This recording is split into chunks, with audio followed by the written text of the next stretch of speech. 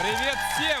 Мы рады видеть вас на нашей площадке. Сегодня мы поговорим с вами о российском движении детей и молодежи. Друзья, внимание на экран.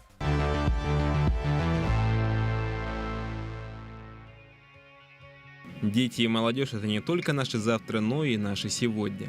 Важно, чтобы государством и обществом были обеспечены все условия для всестороннего развития подрастающих поколений. В 2022 году было учреждено Российское движение детей и молодежи, целью которого является содействие проведению государственной политики в интересах детей и молодежи, создание возможностей для всестороннего развития и самореализации, подготовка подрастающего поколения к полноценной жизни в обществе. Одним из участников учредительного собрания нового движения является якутянин Геннадий Охлопков, председатель Союза детских общественных объединений Республики. В настоящее время свою общественную деятельность он ведет параллельно со своей основной профессиональной нагрузкой. Геннадий является заместителем директора Саха-театра. Нужно ли детям и молодежи данное движение? И способствует ли его создание патриотическому воспитанию?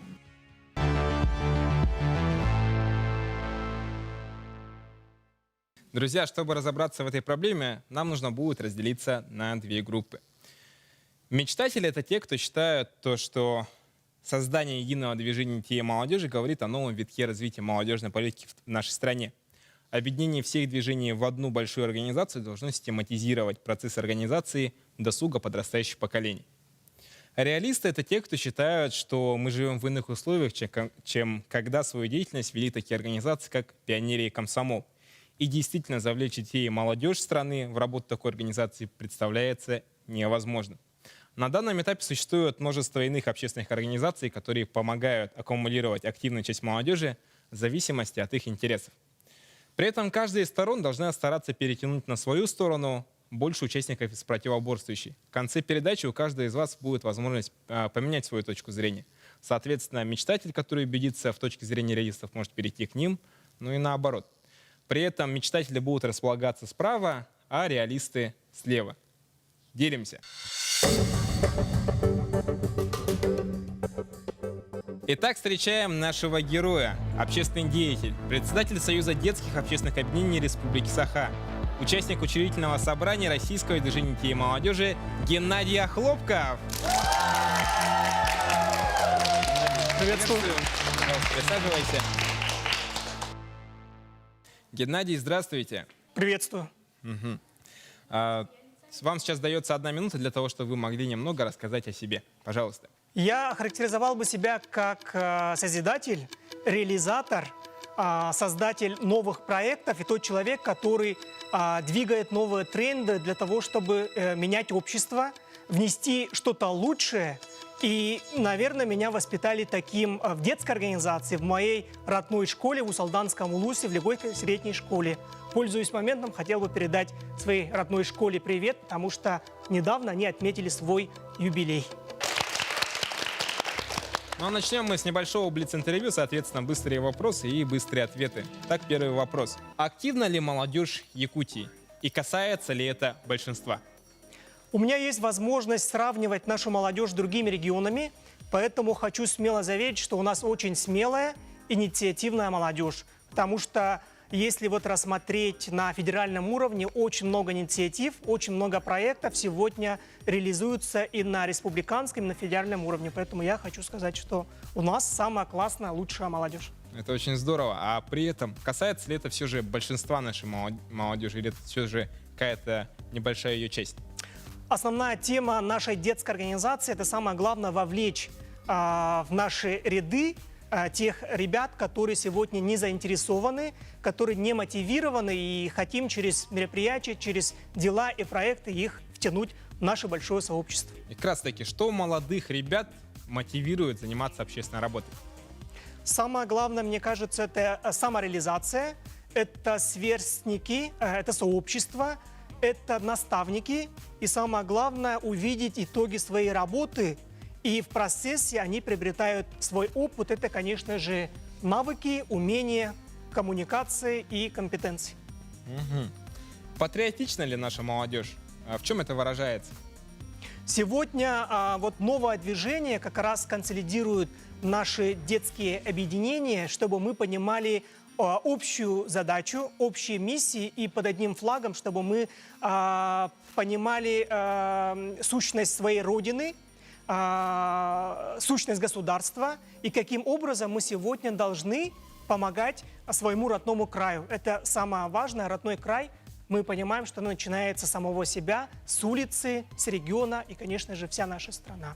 Поэтому думаю, что мы к этому двигаемся, но тут, конечно, нужно рассмотреть баланс, чтобы не только вы в какие-то развлекательные направления не уплыли, а самое, чтобы было содержательно, чтобы человек сам строил свое будущее.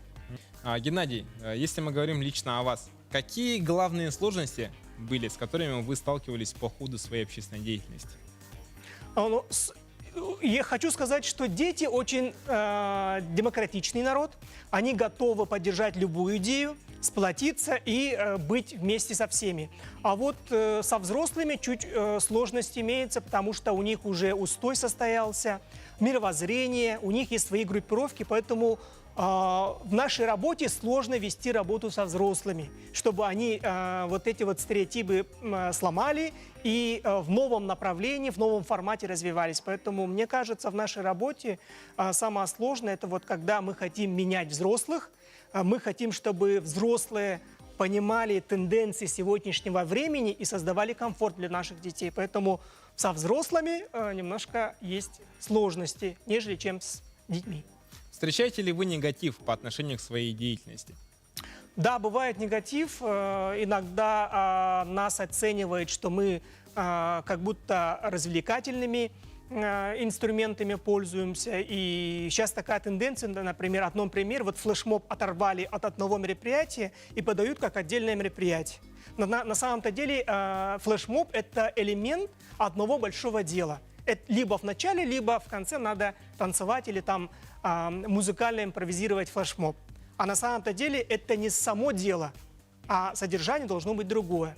Например, в таких моментах есть такие вот моменты, когда нас ругают и видят, что мы только поем, танцуем. На самом-то деле за этим стоит наши конкретные дела. Поддерживается ли обществом в достаточной мере молодежные движения, как вы считаете? Недостаточно. Вот, Антон, тебе большое спасибо, потому что вы нас пригласили, и мы показываем таким образом нашу деятельность. Важно, чтобы вообще сообщество, наша республика, страна, взрослое население понимали суть и важность детского движения. Это, конечно же, начинается с улицы, с общественных пространств, когда все говорят об одном, о патриотическом воспитании, о вообще развитии личности человека, чтобы это не была не только тема молодежки или образования, это должна быть всеобщим такой миссией общества. Какие мифы о молодых активистах вы бы хотели развеять? Ой, это сложный вопрос. Ну, дело в том, что мы находимся в самом молодежной политике, и нам сложно со стороны оценивать, что о нас говорят и какие у нас минусы, но сегодня важно, чтобы ребята систематизировались и умели планировать, да? Об этом, конечно, хочется сказать. И сегодня говорят, что молодежь сегодня недостойна, и некоторые говорят, но другой молодежи у нас нет. Но всегда есть с другой стороны та часть молодежи, которая говорит, раньше было лучше.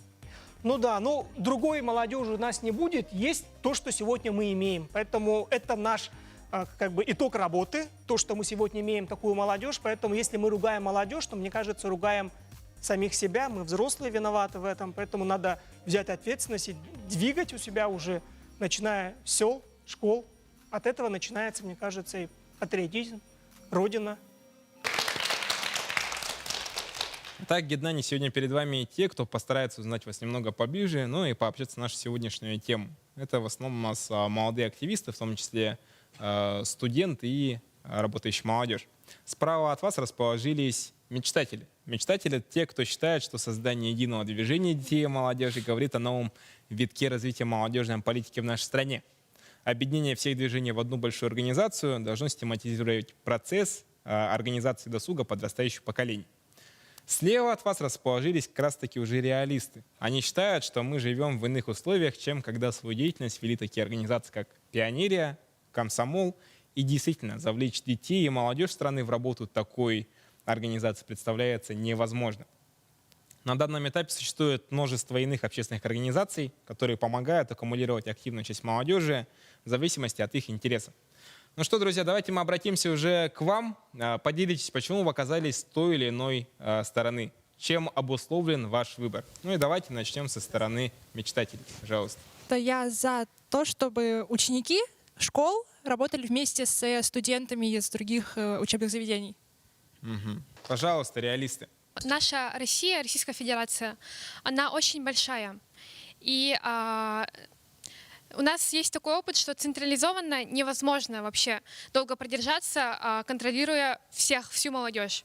Поэтому мы считаем, что нам нужно как-то разделяться и тем самым рождать конкуренцию. Наша сила в многообразии, да? Да, конкуренция, она помогает развитию, а развитие — это и есть молодежь. Поэтому мы считаем, что разные секции, разные направления должны стоять в разных организациях. Поэтому одну целостную какую-то организацию невозможно создать. Мгм. Еще мнение?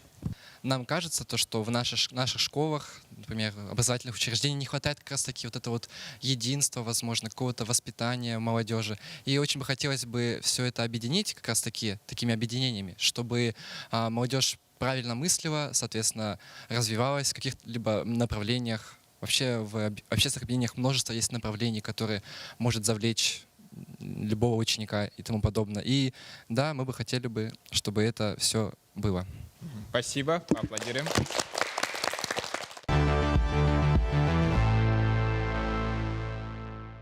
Реалист, пожалуйста. Все-таки хочется уже тоже, опять же, сказать, что система — это главный враг творчества. И все такие организации, если она будет существовать, она будет очень сильно мешать как раз-таки развиваться детям в этих организациях. И, во-вторых, это очень сильный политический рычаг для каких-то сил, которые будут использовать. Но вот опять же, та же самая комсомолия, пионерия, она же вся использована была правительством для своих каких-то целей, а не для студентов и школьников. Для детей это круто попробовать себя в разном. И если это все объединяет одно движение, то человеку будет проще. Допустим, сегодня я поснимаю видео, а завтра я пойду на эко-конференцию. И это все от одного движения, и оно друг другу, вот одно движение, и оно имеет множество направлений. И вот в этих направлениях проще ориентироваться, если это все едино.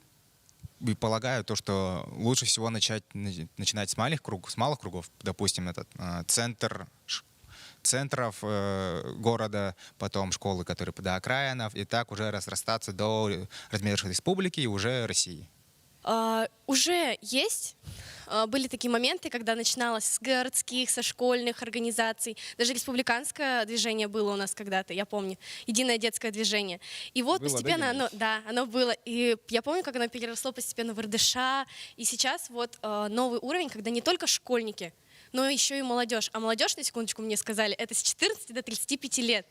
То есть до этого было до 18 лет, школьники относительно, а сейчас уже до 35 лет это может разрастись. Разве это не круто? Есть одна организация, она занимается, например, скажем, дебатами. Они воспитывают настоящих ораторов, каких-то политиков, там, будущих чиновников, и их учат одному. А есть, например, организация скаутов, которые поднимаются на гору, им нужно хорошо качать свои мышцы, им нужно хорошо питаться и так далее. Но не может быть такого, вот, учитывая человеческий фактор, чтобы вот, один человек, одна организация разбиралась во всем. Нам нужны эксперты, которые разбираются в своей теме лучше всех. Ну что, давайте перейдем к вашим вопросам, к нашему гостю Геннадию. Давайте начнем со стороны мечтателей. Пожалуйста. Как в наше время можно, так скажем, мотивировать людей вступить в это объединение? То есть какие вообще существуют плюсы, так скажем, какие-то плюшки для активистов, которые условно завлекут и вообще, может быть, кому-то даже и помогут? Те, кто еще не знает про это объединение. Спасибо. Сегодня создается не организация, а движение, которое имеет единые цели, но с другой стороны он объединяет все организации, которые сегодня имеются, действуют или будут создаваться под флагом этого движения. Сможете ли вы поддерживать вот эту вот активность, направлять его в нужное русло? Если этих детей, если объединить сразу, их будет слишком много же. Мы понимаем, что ценности формируются в семье, да, и в школе мы должны изучать те предметы, которые будут полезны для того, чтобы потом стать профессионалом своего дела. А общественно-социальная активность, она будет дополнительно развивать человека те или иные качества, компетенции, ну и, конечно же, это бесценный опыт, через который мы можем раскрыть себя. Самое главное, чтобы сегодня вот таких позитивно мыслящих людей было много. Нам важно, чтобы вот правильные вещи мы транслировали для детей. И через какие-то полезные дела мы объединялись. Не просто там флешмоб танцевать, да, а давайте посадим дерево, или там давайте поможем старшему поколению, да, или давайте вот поможем бездомным кошкам и так далее, и так далее. Вот через такие дела, конечно, будем объединять людей, и это будет, мне кажется, на пользу пойдет для всех. Пожалуйста, мечтатели. А как же привлечь тех людей, которым не интересно весь этот активизм, как же привлечь к новому движению, если они и в том движении не участвовали? Да, это очень правильный вопрос, потому что вообще наша общая задача не только РДШ, не только региональной детской организации или школьной детской организации. Сегодня мы ведем диалог с виртуальным миром, да? Потому что в виртуальный мир ушли наши ребята. Все сидят в телефонах, в гаджетах, в цифровом вакууме находятся. Поэтому сегодня важно, чтобы их оттуда достать в живое наше общение, чтобы мы ощущали чувство счастья, что мы живем, что мы любим, творим через какие-то вот реальные дела. Пожалуйста.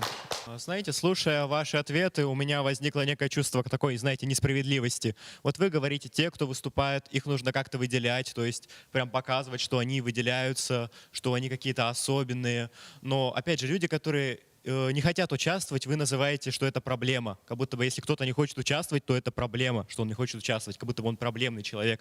Вот считаете ли вообще справедливым, что нужно обязательно выделять людей, которые хотят как-то активничать? Может быть, все-таки люди, которые не хотят как-то участвовать в определенных организациях, может, у них есть какие-то причины. Но все-таки, если мы делаем вот такие вещи, мы же их занижаем. Мы буквально мы говорим, что одни люди ниже других. Вообще, это справедливо разве?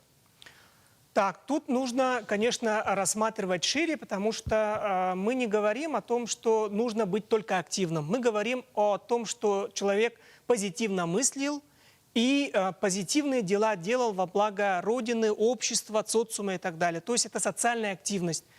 И я говорю, имея в виду, конечно, есть спортсмены, есть медалисты, да, есть те ребята, которые целенаправленно занимаются научной деятельностью и так далее, и так далее. Это тоже активность ведь, это тоже активность. Мы говорим про негативные проявления, например, да, и хотим, чтобы вот тех людей, которые светлодумающих, стало больше. А я говорю, не просто вот активиста мы сегодня поощряем, потому что она классно, организовала тусовку. Нет. Мы говорим о какие-то подвиги, какие-то общественные дела надо поощрять. Что вот Петя организовал свою группу, сделали скворечники и вот повесили и кормят птиц. То есть это мы должны оценивать. Да? Что как пример для общества давайте станем такими, давайте делать добрые дела и так далее. Оценивать общественно полезные дела. Не просто вот условно активных надо вот на подиум посадить, а неактивных как бы мы забыли. Нет, речь не об этом. Спасибо. Пожалуйста, еще. И каким образом именно нужно развивать детей, чтобы они в будущем уже не имели никаких проблем уже во взрослой жизни? Очень правильный вопрос, потому что это, мне кажется, это наша ошибка взрослых, когда мы сами организовываем и детей созываем. А сейчас, мне кажется, надо ответственность давать ребятам, чтобы они сами стали инициаторами мероприятий, сами это провели. Пусть это будет на таком стартовом уровне, пусть это будет с ошибками, но это будет их ошибка. Да? И в процессе должны люди расти и себя как бы оценивать, сканировать. Вот, например, когда даже в детском саду дает задание там, сделать елочную игрушку. Делают в основном братья, сестры, бабушки, родители делают, чтобы участвовать и сорвать хороший приз в детском саду. И наоборот, мы отнимаем ту возможность, когда ребенок сам должен расти, созревать. Вот поэтому сегодня, мне кажется, роль активных ребят должна возрасти, А роль педагогов, она должна стать просто как менторским, да? Как наставник. Он должен содействовать вот, реализации тех идей. Но иногда бывают такие азартные руководители, что вместо детей они делают. Но это неправильно. Это как-то надо нам балансирование этим вопросом Нужно заняться. подводить к самостоятельности подрастающего поколения. Да, да. Потому что, чтобы был момент, чтобы они росли, развивались, они понимали, как это делать. Ошибку сделал, то должен же исправлять, и потом должен выйти на лучший результат.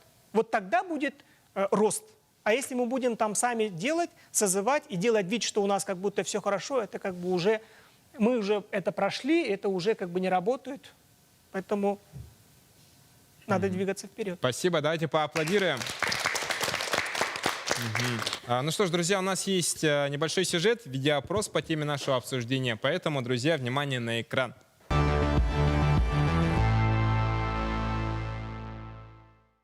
Нужно ли воспитывать патриотизм в подрастающем поколении? Ну да, конечно, считаю, что нужно. А каким образом? Ну, не знаю, потому что они должны знать прошлую историю и чтобы рассказывали своим внукам. Конечно, нужно. А каким образом это можно Ну, сделать? это надо из детского садика приучать и в школе, дома. Обязательно. А каким образом? Ну, как в школе, начиная даже, наверное, с раннего возраста, с детского сада, да. Какими вот именно мерами, что можете предложить? Ну, наверное, ракурс в историю немножко, из жизни, допустим, предков. Надо вернуться к истокам, я думаю. Однозначно.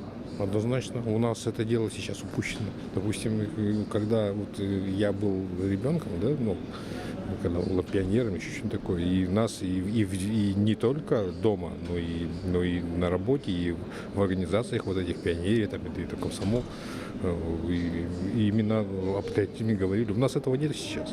Скажем так, велосипед, а что изобретать? У нас все-таки же все это было, да, это нужно все поднять как-то в новое русло, более современно, но детей нужно обязательно приобщать к патриотизму. У нас его просто нет. А как вы относитесь к тому, что сейчас возрождают именно единое движение детей и молодежи? Нужно ли оно? Конечно, нужно тоже. Ну, полезно будет для вот именно духа патриотизма, воспитания духа патриотизма. Нужна ли она? Положительно, я думаю. Надо воспитывать в детях чувство патриотизма. Ну, скорее всего, да.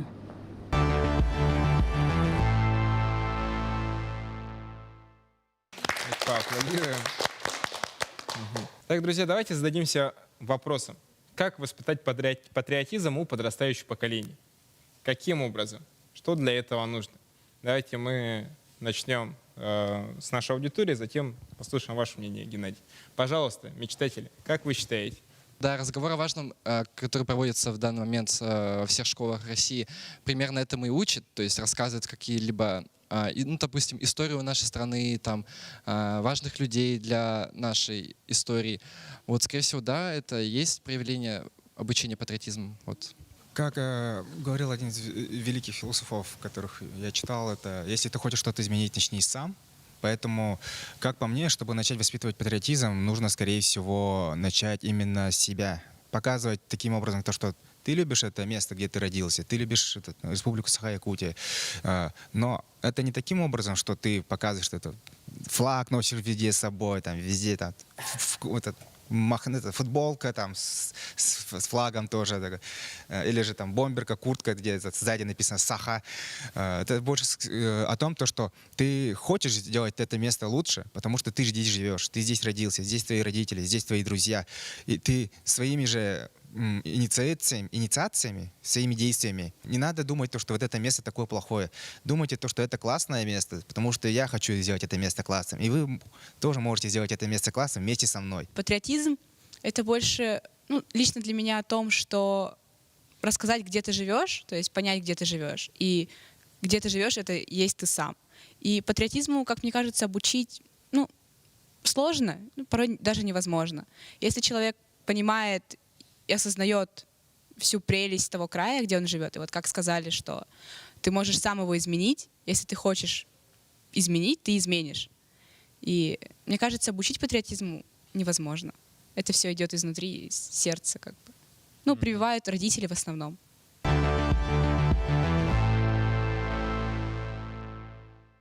я думаю, что патриотизм, чтобы его воспитать, нужно все же показать ребенку, что Родина — это не только там, что, ну, что ты считаешь, я патриот, я люблю там политиков каких-то, то я, значит, я патриот. Патриот тот, который любит свое место, он ухаживает своим местом. То есть нужно показывать ребенку, что в первую очередь, что ты должен помочь там убраться где-то. То есть нужно все же показывать, что Родина — это не место, это, скорее всего, Родина — это мы, это люди. То есть нужно относиться по-человечески, нужно показывать ребенку свои отношения, то есть взращивать. Взрослые люди должны понимать сами тоже, то есть нынешние, ну, типа, вот взрослые люди, да, они тоже должны начинать с себя, то есть начать сами быть патриотами, чтобы их дети тоже, как сказать, пример приводить к своим ребенку, да, и чтобы они как ты видели... считаешь, давай вот это все подытожим, Да. как ты считаешь, а вообще знают люди, что такое быть патриотом? Просто я вот опять же слушаю вот ребят, разные точки зрения, все послушали вот этих вот людей, которые в вопросе участвовали, и складывается впечатление о том, что у всех же понятие патриотизма разное. Да, понятие патриотизма. Вот, А люди вообще знают, как ты считаешь, что такое быть патриотом? Как ты считаешь сама, что это значит? я думаю, что большинство людей вообще, типа, понимают патриотизм как защищать свою родину. Например, у взрослых на данный момент такое понятие есть, как вот Родина просит помощи, то есть, и ты должен сейчас за нее сражаться. То есть, значит, есть два типа людей. Вот первый тип и второй тип. То есть, они говорят то, что вот я люблю свою родину за природу, там, вот я тут родился, мне это нравится, да. И все это должно быть все вместе. То есть, все эти люди должны объединиться в одно. То есть, вот я люблю свою родину за природу, и я должен ее защищать. То есть вот это все. Ну, лично мое мнение, то есть то, что все люди, то есть у них нет общего определения патриотизма. Главное — это любовь. Все говорят, что это любовь к родине. Но можно ли воспитать в человеке любовь? Можно ли заставить человека любить кого-то? Можно ли, в принципе, сделать как-то, научить его любить? Но ведь научить любить, как-то какие-то приемы использовать, чтобы человек полюбил. Ну, можно ли заставить, допустим, какого-то человека полюбить другого человека, объясняя ему, что тот хороший, красивый? Никак. Ну, то есть, опять же, человек сам выбирает, быть ли ему патриотом, не быть, и никакие методы тут не должны быть использованы. Он не обязан быть патриотом этой страны. Может, ему нравится другая страна просто потому, что, не знаю, вообще любая причина абсолютно. Даже причина не нужна, то есть это любовь к стране, вот что самое важное. Если ты уже любишь эту страну, то тебе не нужно ничему учить. Может быть, ты сам с возрастом придешь к этой любви. То есть никто, кроме тебя, не может научить тебя быть патриотом. Родители могут тебе объяснить, родители могут своим примером показать, что они хорошие люди, они родились в этой стране, и ты будешь думать, что эта страна хорошая. И со временем ты сам можешь прийти к таким. Патриот? Могу сказать, что да, я патриот, я очень люблю Россию. То есть я не хочу отсюда никуда уезжать, мне нравится страна, я хочу, чтобы эта страна становилась все лучше и лучше. Я сам готов, хоть я и не активист, хоть я и сейчас не вступаю ни в какие организации, но опять же, я готов делать все для этой страны, я готов, чтобы страна выглядела лучше, красивее, чтобы страна была свободнее.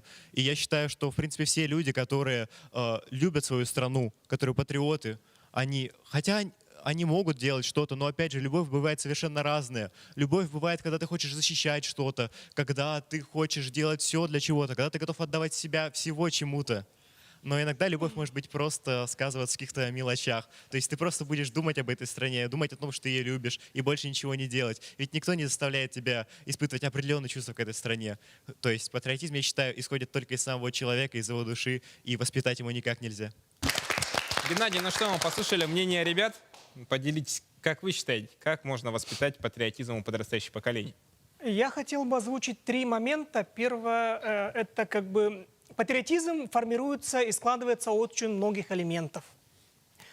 Одним мероприятием, одним уроком истории патриота формировать невозможно. И он складывается, конечно, из многих элементов, но фундаментом, мне кажется, является ответственность. Вот когда ты ответственен не только за себя, а за других, когда ты у себя все организовал, в семье все хорошо, в достатке живете, да, ты можешь еще другим помочь. Вот как раз детская организация дает вектор, чтобы мы, кроме дома, учебы, могли и выйти на другой такой уровень, когда мы можем помочь обществу. Да? И мне кажется, вот если мы будем формировать ответственность, вот тогда патриотов, мне кажется, будет больше и убежденнее, и как бы четче будет вот это вот понятие, что такое патриотизм. Второй момент, вот правильно отметили, что сегодня обвиняют только школу о том, что сегодня в некоторых местах наши ребята не патриотичны. С другой стороны, дети – это сегодня отражение общества. Как взрослые себя ведут от их действия, сегодня и на этом примере как бы формируется, воспитывается наша молодежь. Поэтому сегодня вот семья и общество на самом-то деле больше всего влияет. Мы в школе говорим только о правильных вещах. Да? Там, как теплицы, мы создали вот такие благоприятные условия, сегодня только о правильных ценностях говорим. А когда выходит на улице, в магазине, или в городе, или в обществе, там обратно идет. И даже в семье, да, говорят об обратном. Вот поэтому сегодня единые ценности, подходы должны быть не только в школе, но и в обществе, и в семье. Вот тогда мы будем транслировать одно и то же. Вот когда по YouTube или по каким-то другим каналам вообще негативное все как бы, да, заливают, и что можно и быть таким, можно и жить везде, а сегодня мы в школе говорим как будто вот теоретически. Одни говорят одно, вторые второе, Да, третье, да. и поэтому у нас дети в этом во всем теряются. Да. Поэтому, мне кажется, вот самая главная ответственность, ребят, ответственность. Это вы уже ответственные люди, вас пригласили, вы пришли. Красивые, одетые, еще говорите... Сменную обувь с собой взяли. Да, это уже ответственность, ребята, да?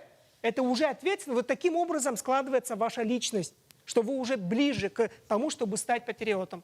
И самое главное, вот первая часть – ответственность, вторая часть – действовать.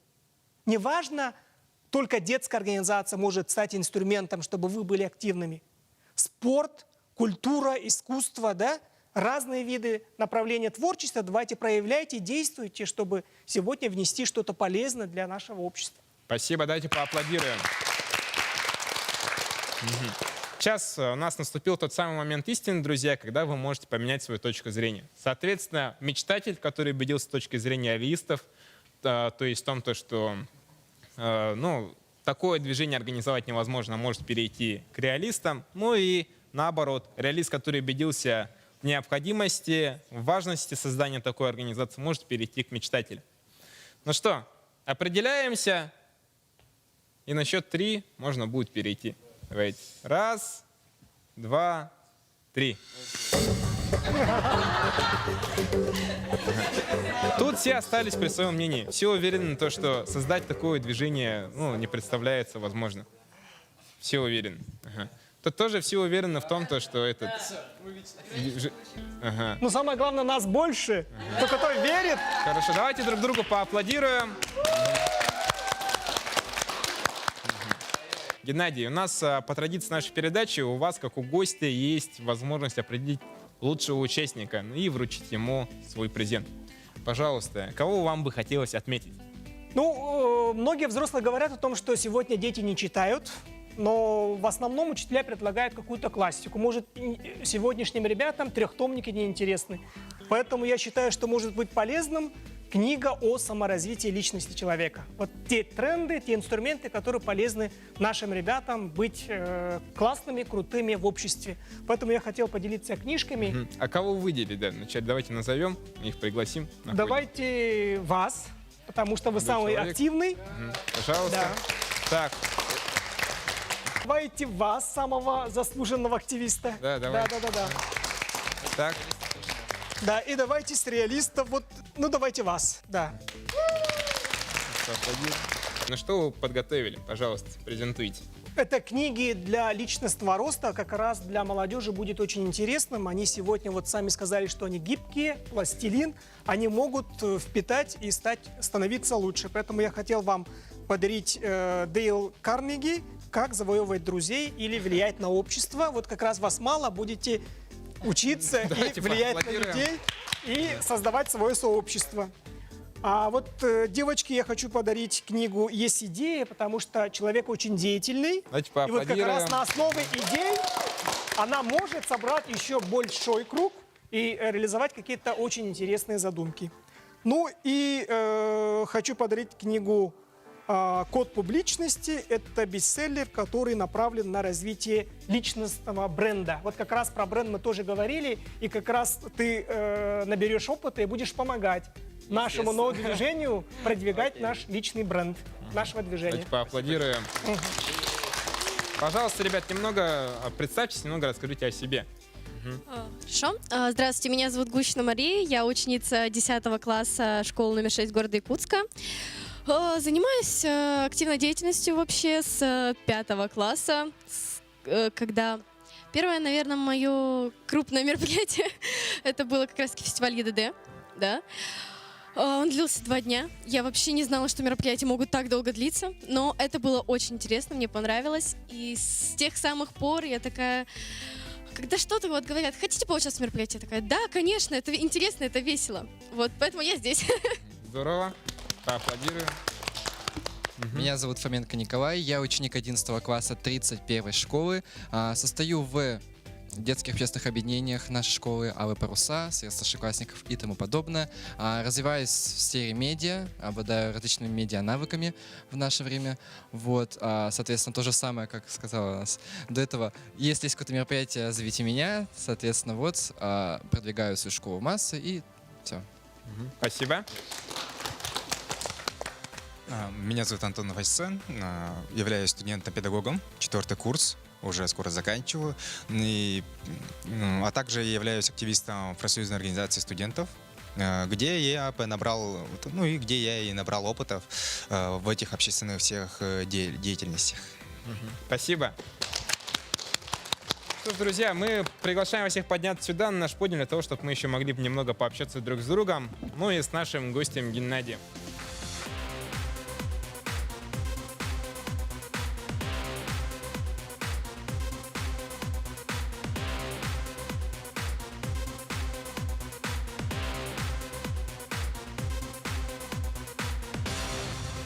Это была программа «Я молодой». С вами был ее ведущий Антон Васильев. Будем развиваться вместе во благо себя и родной республики. Всем пока!